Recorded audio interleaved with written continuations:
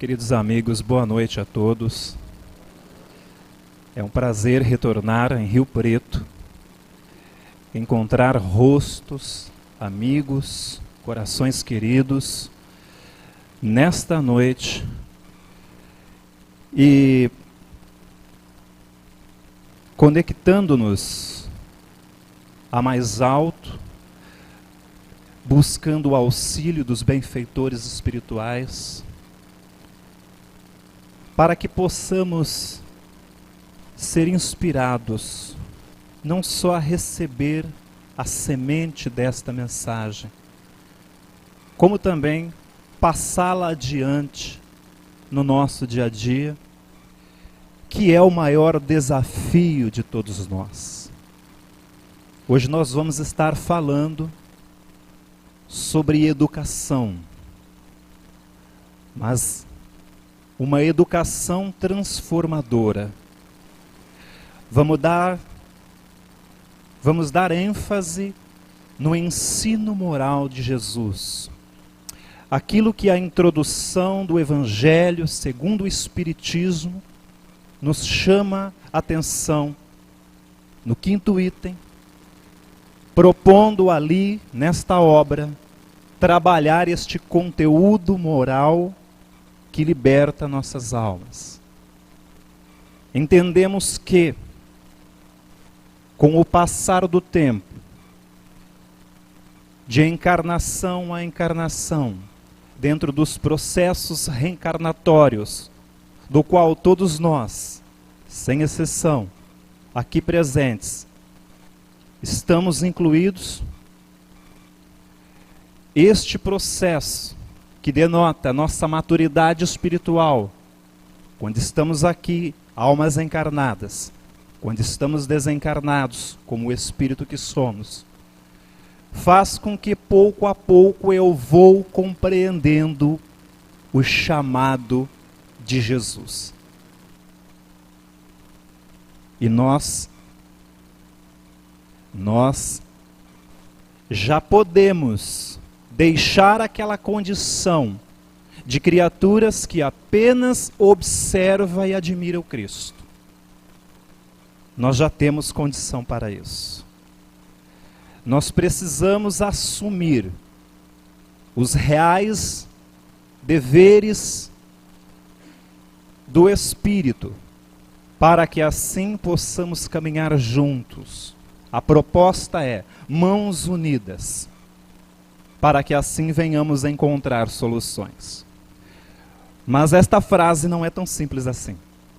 Para que eu possa dar a mão, para que eu possa ir ao seu encontro, eu tenho que aprender a deixar de ir de encontro. Eu não posso mais bater de frente com os seus interesses. Eu não posso mais ver em você um concorrente, onde que para mim ganhar, você, de certa forma, teria de perder. Mas ainda, na nossa condição espiritual, condição que ocupamos hoje no planeta Terra, pensamos muito mais em nós, naquilo que vamos conquistar, sem deduzir consequências. A questão 926 de O Livro dos Espíritos nos adverte quanto a isso.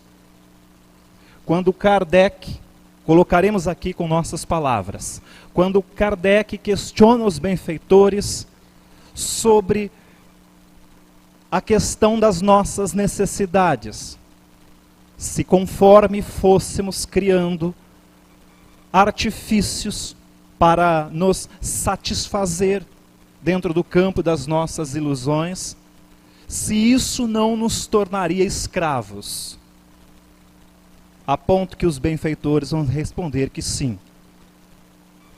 Que nós, na medida que vamos criando novas necessidades, dá-se a impressão que nós não podemos viver sem elas. Então eu começo a disputar, porque de certa forma eu preciso ser melhor que você em algo. E este melhor, nessa questão que estamos colocando aqui, quer dizer que eu preciso me destacar, eu preciso aparecer para ser alguém, para acontecer, para ter algum significado existencial. Costumamos dizer também que nunca estivemos tão desconectados quanto estamos hoje. Parece um paradoxo, mas nós vamos explicar. Como assim? Se a era é da conectividade, uma conectividade artificial, nós precisamos estar em tantos lugares que deixamos de estar no presente. O único local que eu posso me educar, que eu posso olhar para você, dar um sorriso, eu posso lhe notar, eu posso entender quais são as suas necessidades, e pode ser que aí eu consiga refletir e passo a ir ao seu encontro para dar as mãos. Neste momento nós vamos encontrar soluções. Mas para isso eu preciso vencer as maiores chagas da humanidade. Aquela que faz com que eu me distancie do meu irmão.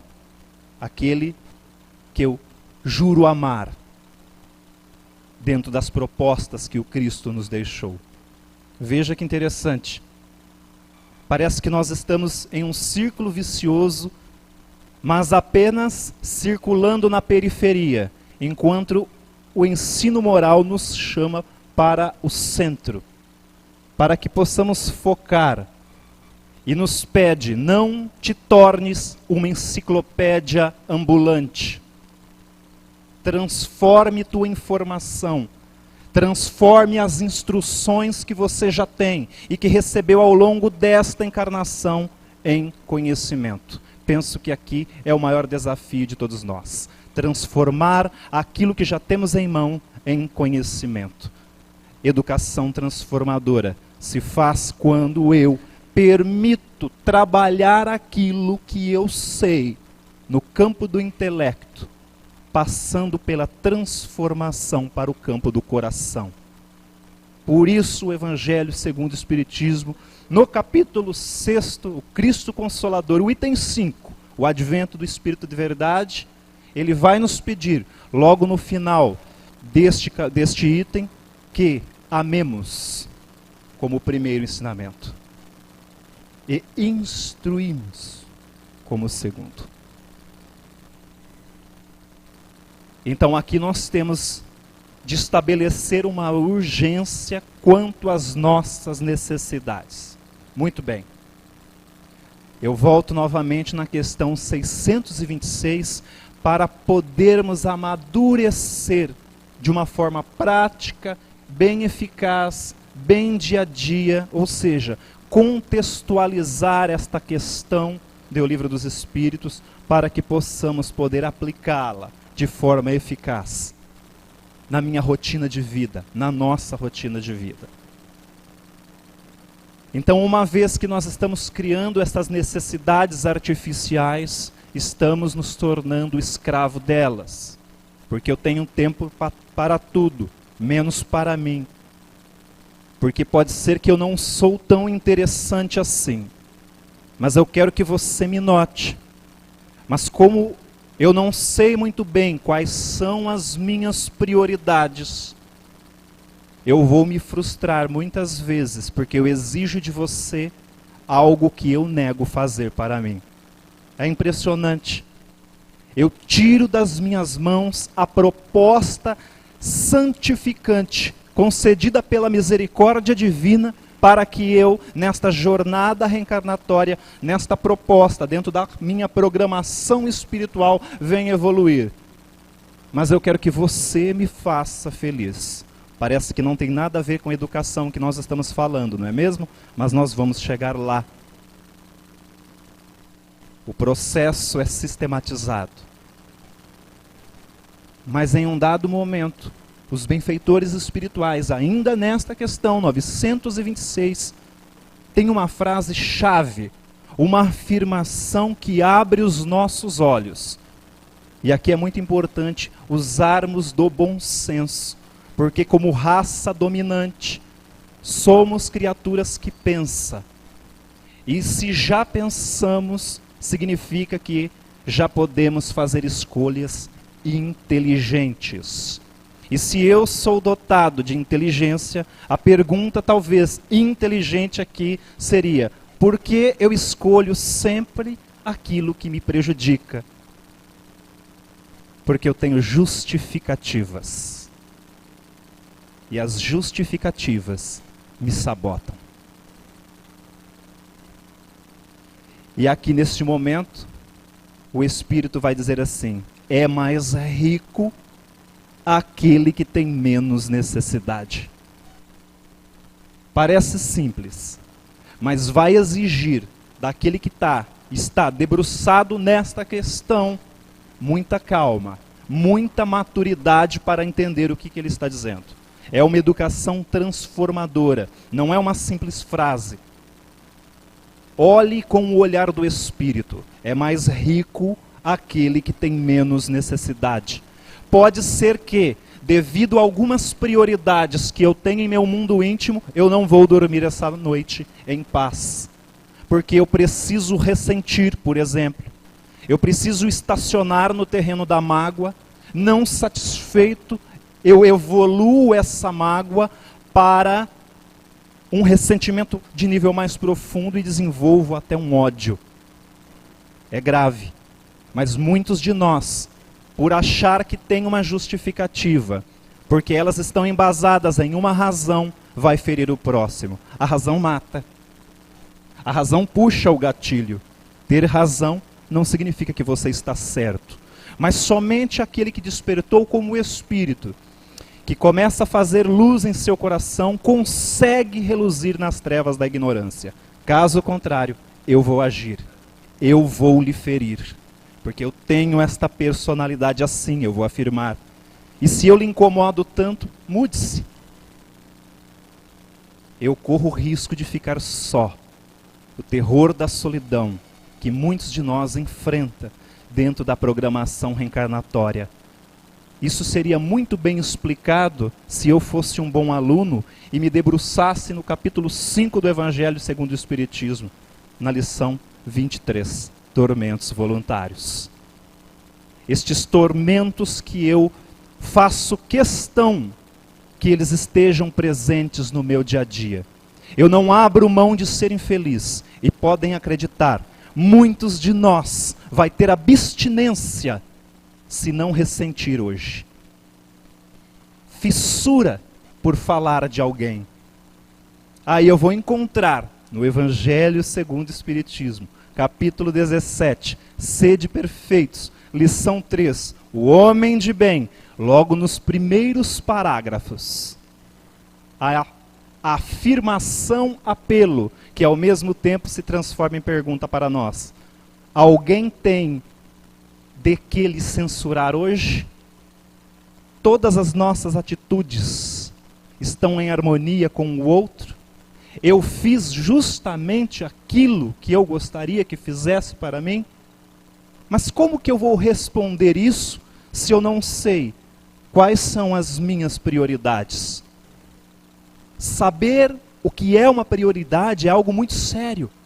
Rico é aquele que descobriu qual é a sua prioridade. Porque aí vai poder transformar a sua programação reencarnatória em uma proposta maior de vida. A sua reencarnação passa a ter um significado existencial maior, especial. Não que estamos ausentes disso dentro da nossa programação, não é isso. Todos nós, de certa forma, crescemos. Mas aquele que busca essa urgência em seu interior, como o espírito que é, e uma vez que os espíritos pedem que nós, como sendo espíritos, devemos progredir na ciência do infinito para nos conhecermos. Então isso é urgente. E o que eu estou fazendo que eu ainda não estabeleci este compromisso com Jesus? Jesus, ao nos deixar o seu ensino moral, o único ensino que é capaz de transformar as almas da criatura, porque faz com que o espírito aprendiz, em determinado momento da vida, passe a olhar para si mesmo. E ao olhar para si mesmo, ele entende Jesus quando afirmava: não aponta o cisco no teu espelho. Olhe para ele e deixe ele refletir em ti. Vai encontrar a trave.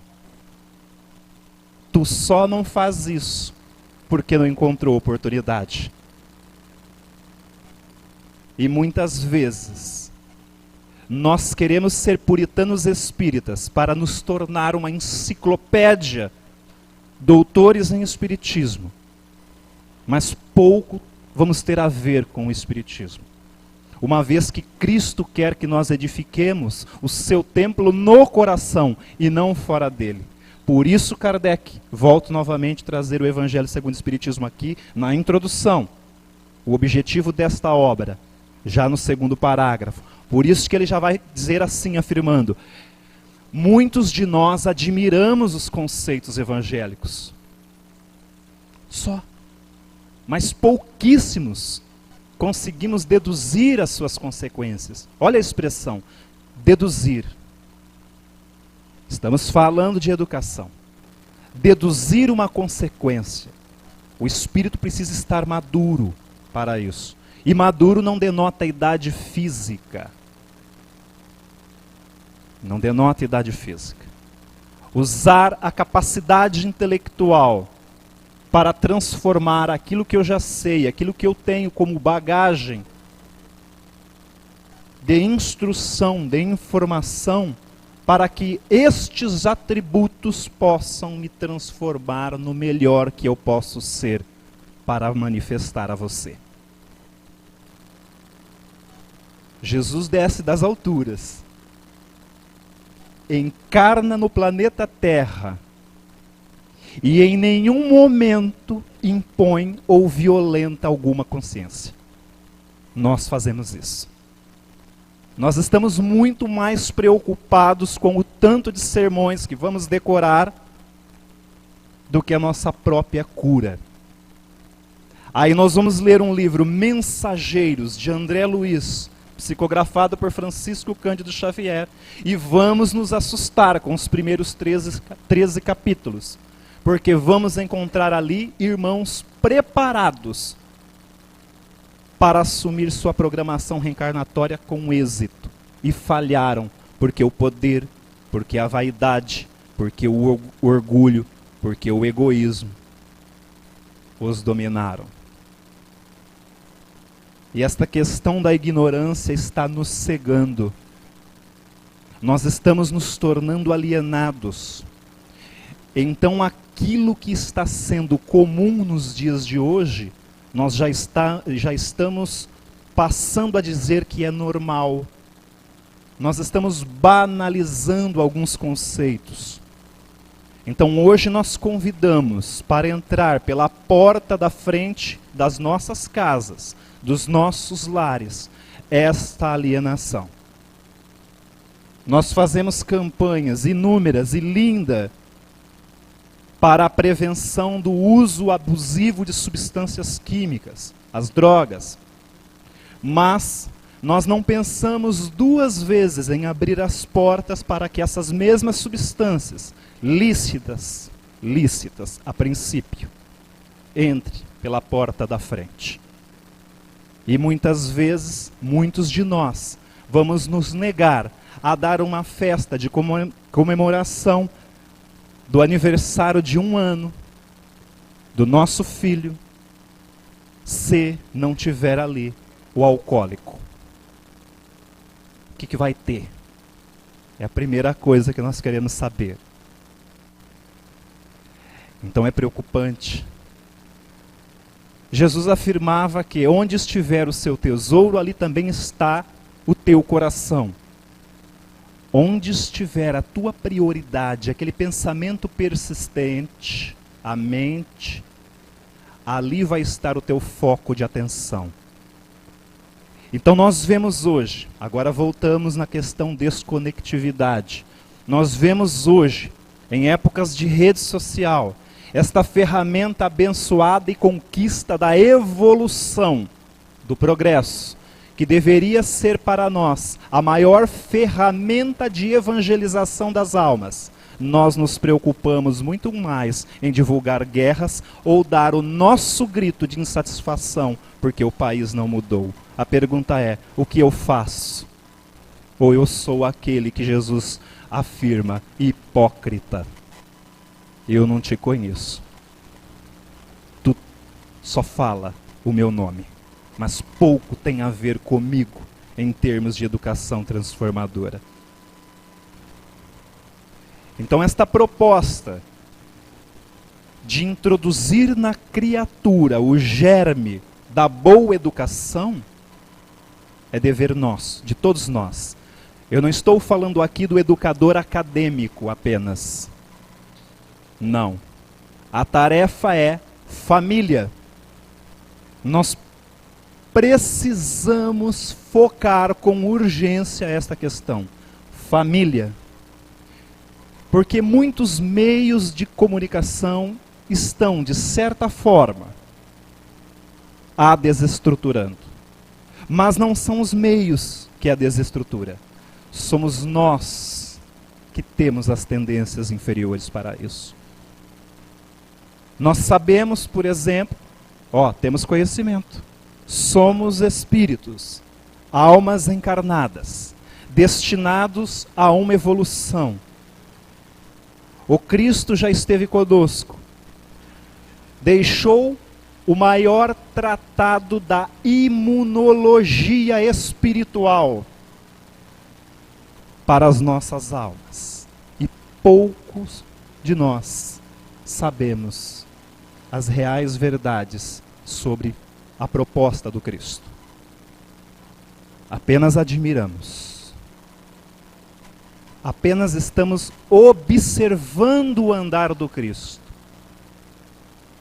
Mas se eu resolver assumir o seu ensino moral na minha vida, eu vou ter de mudar. E é isso que me incomoda, porque eu não quero mudar. Muitas vezes é um processo de autossabotagem, nós não percebemos. É igual aquela história daquele sapinho que você coloca numa vasilha e começa a ir aumentando a temperatura da água, ele morre. Nós morremos dentro da nossa própria ignorância. Uma vez que eu afirmo que eu não mudo porque eu sou assim, eu sou egoísta. O meu princípio é egóico. Por que eu tenho que mudar para lhe agradar? Jamais. Adeque-se. Veja. Então não seria mais fácil eu me transformar, entendendo que sim, o meu temperamento é mais difícil. Mas o outro que está comigo percebe meu esforço e também colabora para me transformar no melhor que eu posso ser. Amor. Você identifica a falha do outro, sabe do calcanhar de Aquiles, sabe onde ele pode cair nessa encarnação, mas você estende a mão. Eu estou com você. Emmanuel trata muito bem disso no livro Vida e Sexo. Excelente livro, que aliás o movimento espírita deveria colocar para a educação da formação dos futuros casais. Excelente. A família que fala sobre reencarnação, por exemplo, no seu seio, no seu lar, tem uma chance enorme de se dar bem na existência, em termos de relacionamento. Porque vai entender que o outro que está ali é um espírito, e muitas vezes não tem nada a ver com questão de valores. Mas nós preferimos falar, é a ovelha negra. É mais fácil. Ou para a criança que está chorando, dê a ele um tablet. Ele fica quieto para que você assista, se entreta com a novela. É interessante.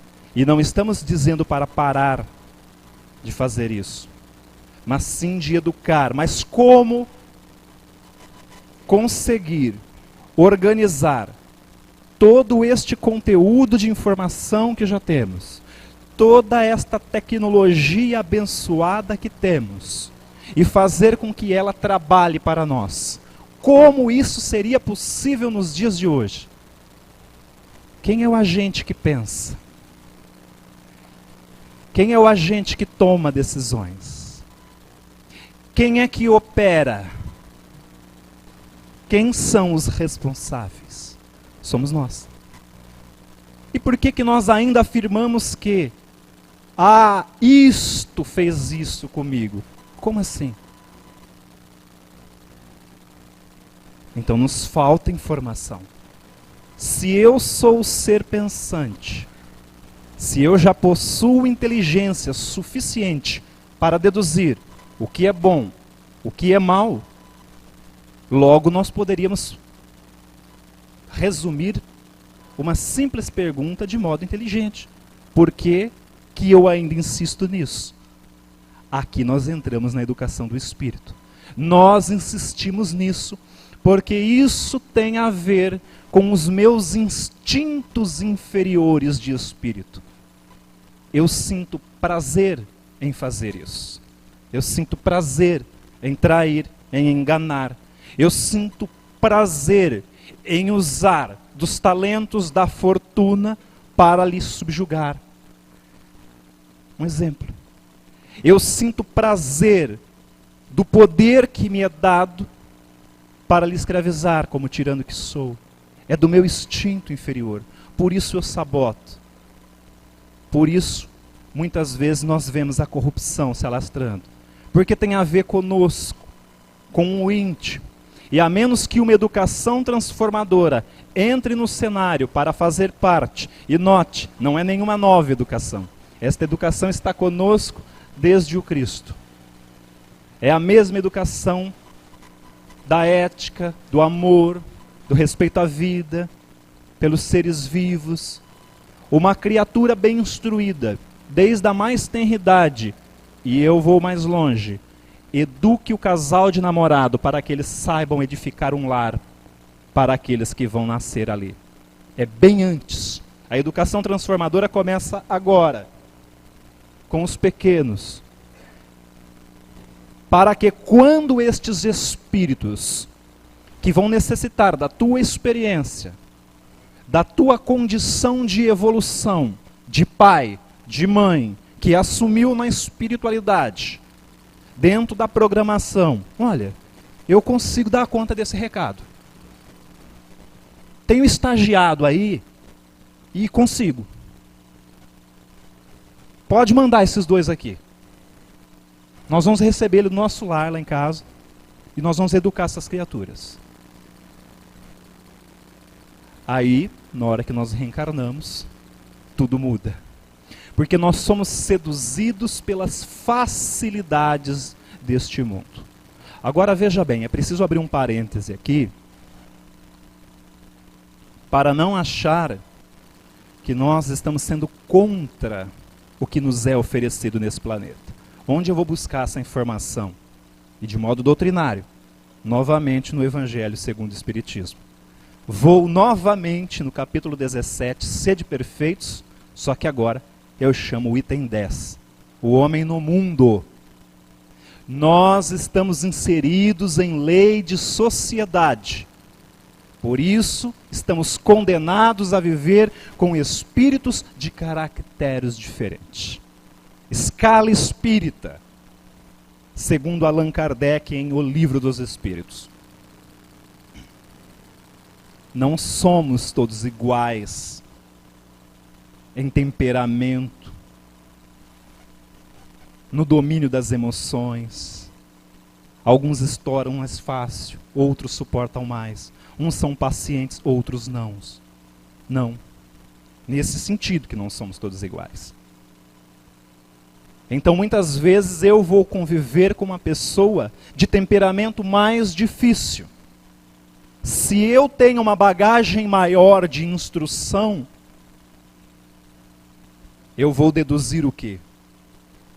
Que eu suporto. Não é ser conivente. Está aqui uma grande falha dentro do processo pedagógico, educativo, convencional. Convencional, não transformador. No convencional nós somos coniventes. Nós vamos fazer para os filhos tudo aquilo que não foi feito para nós. É um grande erro. O que não foi feito? O que foi tudo aquilo que eu não tive? Carinho? Amor? Porque muitas vezes, se aquela criatura for estimulada somente a correr atrás da fortuna material, nós podemos estar colocando em risco toda uma trajetória dentro da programação espiritual daquele espírito. Porque ele pode ter uma tendência muito complicada com relação ao material.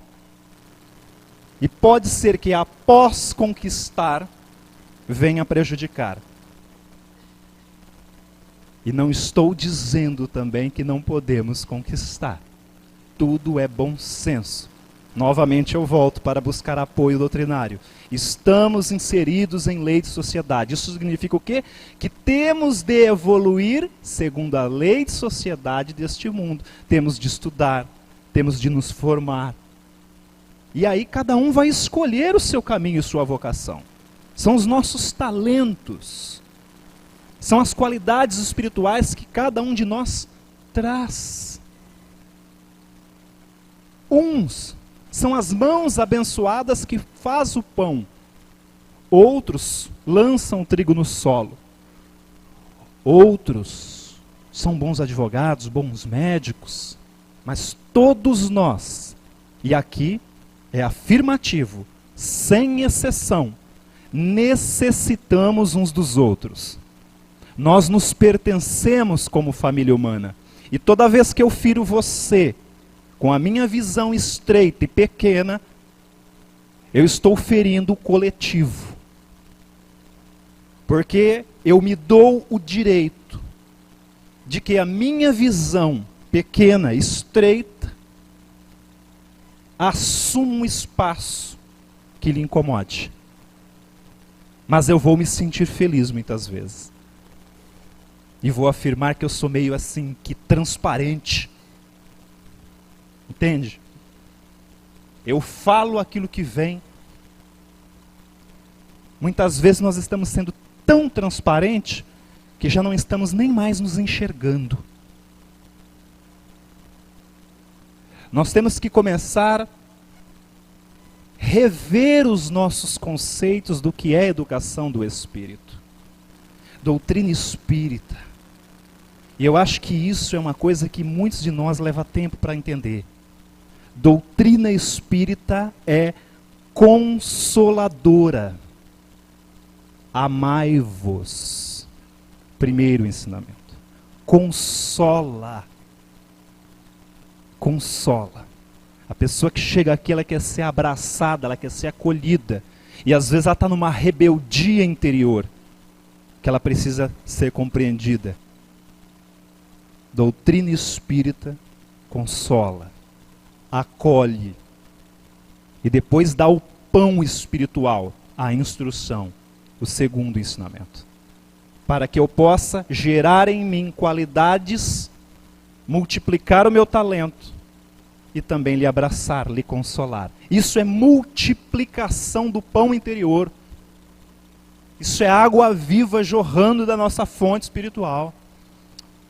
Olha Jesus sendo contextualizado e transformado para a gente operar no dia a dia. E nós que achávamos que o Cristo estava fora de moda. Que isso, gente? Quais são as minhas prioridades? Quem são os meus ídolos? Isso é muito sério. Nós estamos brincando de ser espíritos. E vamos nos surpreender quando desencarnarmos. Porque nós sabemos muito. Nós já temos notícias do Evangelho. E aí nós vamos ver o tesouro que deixamos escapar pelos nossos dedos. Porque a minha personalidade era assim mesmo. Aí eu vou entender que eu encarnei porque eu era assim mesmo, era para me transformar. Era justamente para modificar o meu temperamento para poder ser mais amado. Lindo, não é? Amor, o alimento das almas, Dona Laura. Nosso Lar, capítulo 18, vai explicar para André Luiz um ensaio, em breves palavras, sobre o amor. O amor é o alimento do universo, André. Nós vamos entender ainda, filho, que Jesus não pediu para que amássemos uns aos outros somente no campo da caridade, coisa que mais dia, menos dia, todos nós vamos descobrir que é simples dever. Percebe? Simples dever. E aí muitos de nós estamos querendo ver o saldo da conta bancária espiritual porque descascou batata no centro por 50 anos. Simples dever. Se eu não tiver exercendo com Jesus este mandato de amor, como que eu vou permitir que a sua educação me transforme? Vamos voltar para a família de novo, para o seio familiar? A criança que é educada desde a mais tenra idade, desde quando chegou no lar, a ser uma boa criatura, ela vai se transformar em um bom cidadão. Você não vai precisar ensinar para este jovem, quando atingir a idade do jovem, que não deve praticar bullying contra o amigo, que ele não deve atear fogo em um morador de rua, que ele não deve maltratar os animais. Nós não vamos, no futuro, precisar mais fazer palestras de prevenção, porque nós vamos estar nascendo lá. Então é dever desta geração agora, infelizmente, remediar. Nós chegamos no momento que queríamos do remédio. Então o planeta Terra está sofrendo convulsões para transformar as criaturas. Lei de transformação. Por meio da destruição. Mas uma vez que nada se cria, nada se perde. Corrigindo, que nada se perde e tudo se transforma, eu não fico com a primeira opção. Porque há uma origem, há um princípio, então se cria. Uma vez que tudo se transforma, nós estamos sendo transformados. Só que a maioria de nós, por ainda não transformarmos o nosso conteúdo, aquilo que recebemos nesta encarnação como instrução e informação, em conhecimento da alma, não conseguimos ainda fazer escolhas de maneira inteligente. Então vamos optar pela dor. Você me feriu? Eu vou maquinar algo para lhe ferir também, porque eu tenho este direito. Você começou. E aí eu venho para a casa espírita à noite tomar um passe. Sabe como chama isso? Circuito das águas. Eu ouço a palestra. Primeiro ela não é para mim, ela é para aquela pessoa que ficou em casa rebelde. Serviria certinho. Ainda bem que gravam. Eu vou comprar o DVD e levar para casa. Forçar aquela criatura a assistir. Se não tiver ressonância, não existe a reciprocidade. Precisa ter harmonia para a semente ser lançada no solo fértil. Porque muitos podem estar recebendo essas palavras aqui esta noite e elas não terem o menor sentido, porque a minha prioridade, o meu tesouro, é outro. Então tu será responsável. Ponto.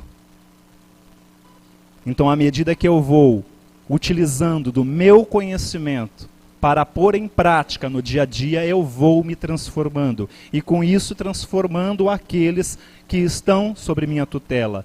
Novamente família. Então estes jovens, ao chegar nessa idade de transição, onde a rebeldia muitas vezes impera, não vai precisar que você explique para ele. Olha, não maltrata não o outro. Ele sabe. E se alguém perguntar, por que você não maltratou, não revidou o golpe? Para que eu vou fazer isso? E é justamente esta colocação. Troquem a expressão, ou a pergunta, ou a afirmação, por quê? Não utilizem mais ela. Utilizem a para quê. Para que eu vou fazer isso? Veja, é profundo. Exige muito do Espírito. Eu tenho de dar uma resposta satisfatória. Porque o para que quero de mim um propósito. Qual o propósito de você ser assim com o outro? A justificativa sabotadora do porquê responderia assim: porque ele é assim comigo e com todo mundo. Alguém tem que falar umas verdades para essa criatura. Não ser conivente é algo que precisa de muita maturidade também. Porque muitas vezes eu vou achar-me no direito de despejar o meu veneno na criatura. E ela não tem estrutura psíquica para receber aquilo que eu creio ser uma verdade. Mas que, em verdade, são apenas as minhas razões. E em muitos desabafos, a criatura sai da tua frente devido à lição de moral mal colocada, que de moralidade não tem nada, e se mata. É tua responsabilidade também. Ou vai para o bar e começa a beber. Porque afinal de contas foi assim que ele observou o pai, que quando chegava estressado, dava um gole e suspirava logo em seguida. E deitava. A criança deve olhar e pensar: isso acalma meu pai, que é violento. Deve me acalmar também. É claro que nós trazemos em nossa bagagem espiritual tendências, predisposições. Nós não vamos entrar nesse campo essa noite. Poderíamos falar muito mais. Para chegar nos porquês agimos de certa forma. O porquê de querermos alimentar ainda esses instintos inferiores em nós que nos escravizam. Mas o que importa é saber que, se nós estamos trabalhando para esta educação transformadora ocorrer, estamos de parabéns. Mas se como educadores que somos, todos nós, se como educadores que somos, estamos usando do nosso egoísmo, do nosso ponto de vista exclusivo, porque um ponto de vista pertence à criatura, para impor, com a desculpa de estar educando, mas ao mesmo tempo violentando uma consciência, eu corro um risco sério de transviar o caminho de muitas criaturas. Novamente eu volto a frisar: não ser conivente com os erros. Isso é um dever nosso. Usar o bom senso sempre. Precisamos sim ter firmeza. Mas saber o que queremos passar adiante. Porque muitas vezes vamos falar algo, vamos pedir algo, mas vamos agir ao contrário. E quando perguntar para nós: mas por que você faz assim? Eu já não tenho mais jeito, vou tentar salvar esse. Se você não tem mais jeito, para a criança que olha para você e vê em você o herói, imagina para o mundo dela. Tá, mas isso são conceitos de educação, não é verdade? Vamos ir mais longe então. Vamos ir no que interessa. Vamos na parte moral. Vamos medir o nosso coeficiente espiritual. Não QI, mas o espiritual. Para observar o quanto nós já sabemos. Para entender a dívida que temos com nossa consciência, com relação a quanto seremos cobrados. Por isso que o processo pedagógico de educação de almas é lento, é gradativo. Jesus se preocupou com a lição do amor. entendeu que, enquanto nós, filhos da terra, não evoluirmos no amor para amarmos uns aos outros, não nos é de direito avançar em novas conquistas, porque nós poderíamos avançar e escravizar.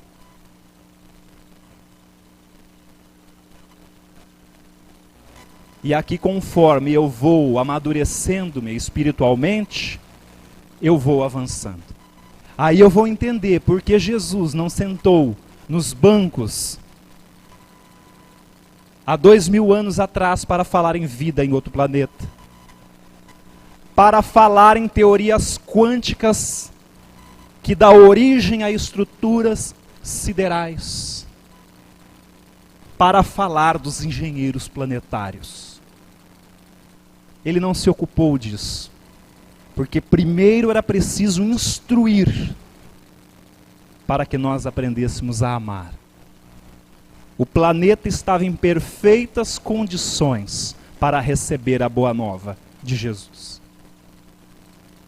A pergunta é, o que nós estamos fazendo com tudo isso que temos?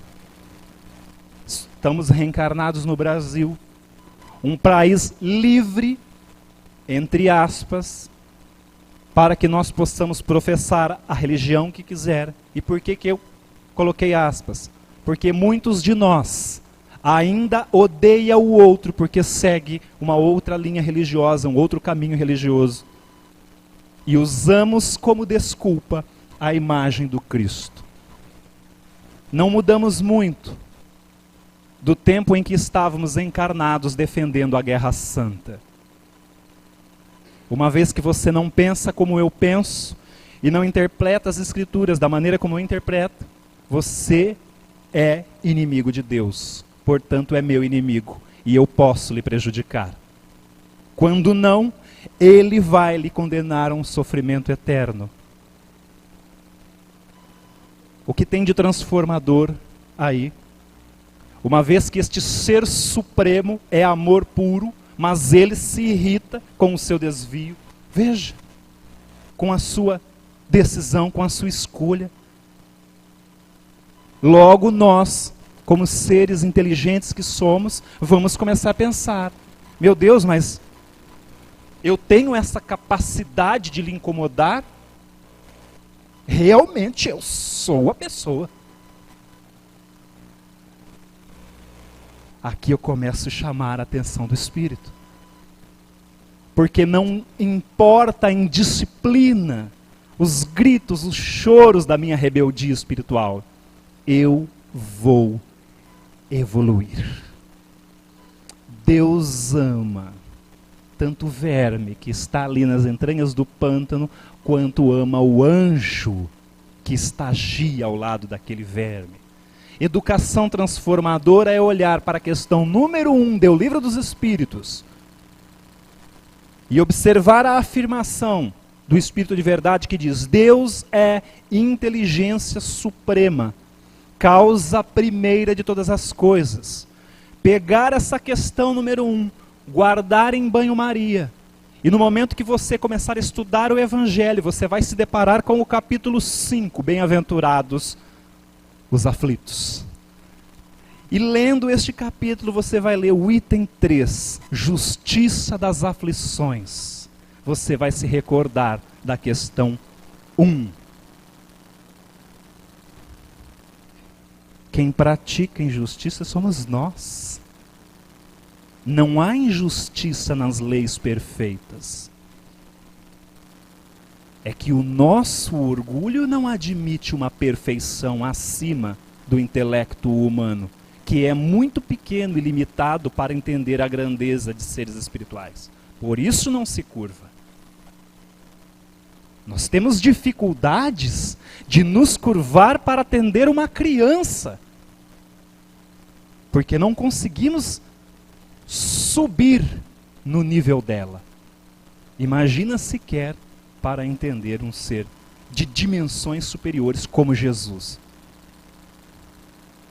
Mas nós estamos a caminho. Estamos em épocas de convulsões. E esta convulsão está acontecendo dentro de nós. E para que eu me cure, para que eu deixe esta condição apenas de alívio, aqui eu volto no circuito das águas, que é o momento que eu venho para o centro, sento, ouço a palestra, tomo paz e bebo minha água. E isso se repete a encarnação toda. Mas eu não vou aplicar essa palestra no meu dia a dia porque eu acho ela distante de mim. E o desafio é: pratique. Desafie-se. Não caia nessa história de que falar é fácil e fazer é difícil. Não entre nessa. Isso é uma mensagem sabotadora. Não faça isso. Assim como nós não devemos crer que aquilo que os olhos não vê, o coração não sente. Sente por assimilação fluídica. E isso é pensar como espírito. E isso é progredir na ciência do infinito. Assimilação fluídica. Aquilo que você faz fora ou traz na sua prioridade, no seu tesouro, contamina o teu lar. Assimilação fluídica. Por isso que quando for evangelizar, não tire os bebês do local. Deixe-os, se eles puderem ficar. Ah, mas ele não entende. Assimilação fluídica. Ali é um espírito milenar. Muitas vezes tem uma dívida enorme com você. Vai precisar de muito evangelho. Educação transformadora. Para que ele reconheça em ti o pai e a mãe herói. Mesmo pai e mãe que o prejudicou numa encarnação passada. É uma hipótese. Nós precisamos usar esta reflexão.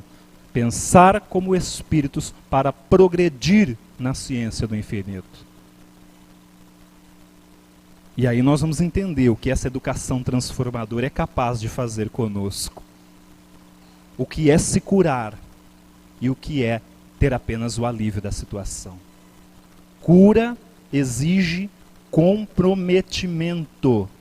Amai-vos. Não é tão simples esse apelo, porque você vai ter que admitir que Deus ama tanto o marginal que puxa o gatilho agora, quanto ama o anjo que estagia do lado daquele marginal.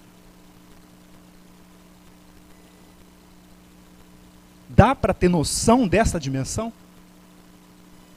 Eu aceito este Deus de amor puro? Jamais. Eu faço justiça com as minhas mãos. Por isso, nós estamos em tempos de convulsão espiritual. Esses gemidos planetários que nós estamos ouvindo em todos os cantos do mundo indicam que começou este processo de renovação de almas. Todos nós, sem exceção, estamos sendo convidados mais uma vez para a festa de núpcias. E cabe a mim, a você, ter tempo para atender o chamado de Jesus.